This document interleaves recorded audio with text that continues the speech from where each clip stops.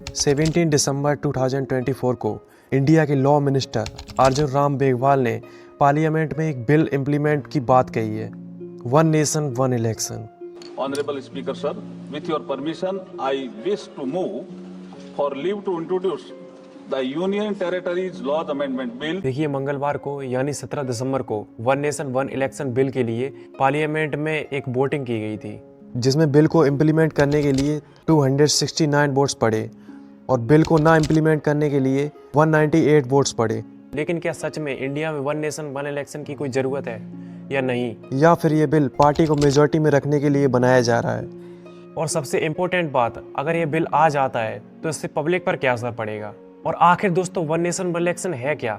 इस एक वीडियो में आप अपना खुद का रियल ओपिनियन बना पाओगे कि वन नेशन वन इलेक्शन है क्या और इसकी क्या ज़रूरत है इंडिया के अंदर। So let's describe.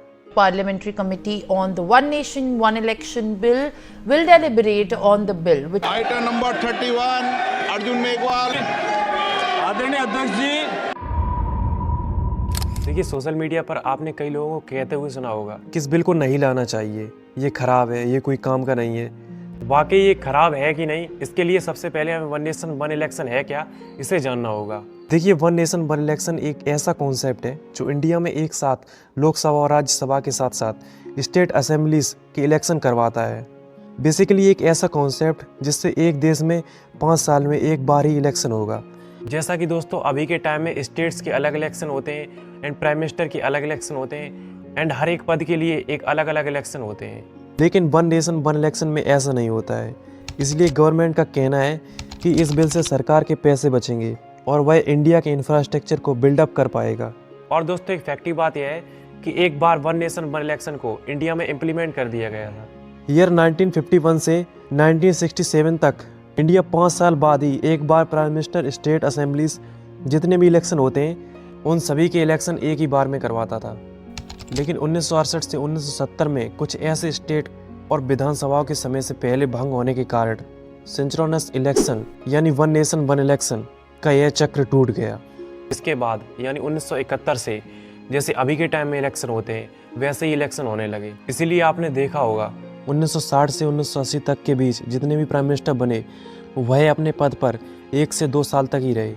जैसे कि गुलजारी लाल नंदा 27 मई 1964 से 9 जून 1964 यानी सिर्फ 13 दिन के लिए यह इंडिया के पीएम बने रहे। और चौधरी चरण सिंह 170 दिनों के लिए इंडिया के पीएम रहे। और ऐसे कई इंडिया के पीएम हुए जो सिर्फ 1 से 2 सालों के लिए प्राइम मिनिस्टर रहे। आप स्क्रीन पर इनका नाम और इनकी पिक्चर्स देख सकते हैं। देखिए, अगर one nation one election India में इम्प्लीमेंट हो जाए तो यह काम कैसे करेगा, इसे समझना बहुत ही ज़रूरी है, क्योंकि इसी से हम पता कर सकेंगे कि यह गलत है या सही।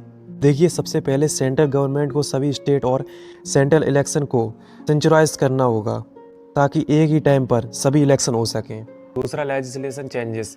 वन नेशन वन इलेक्शन को लागू करने के लिए इंडियन कॉन्स्टिट्यूशन में कुछ अमेंडमेंट्स करने होंगे, जैसे आर्टिकल 83, 85, 172 और 174 का मॉडिफिकेशन। और इसीलिए इसे इंडिया में इम्प्लीमेंट करना छोटी बात नहीं है और इन्हीं रीजन से यह कॉन्ट्रोवर्शियल कॉन्सेप्ट बनता है। और तीसरी बात यह है कि अगर एक स्टेट की गवर्नमेंट गिर जाती है या अपने एमएलएस को लॉस कर देती है तो वहाँ टेम्परेरी प्रेसिडेंट का नियम लागू होगा, यानी राष्ट्रपति के अकॉर्डिंग ही उस स्टेट को तब तक चलाया जाएगा जब तक उस स्टेट में सेंचुराइड इलेक्शन नहीं होते हैं।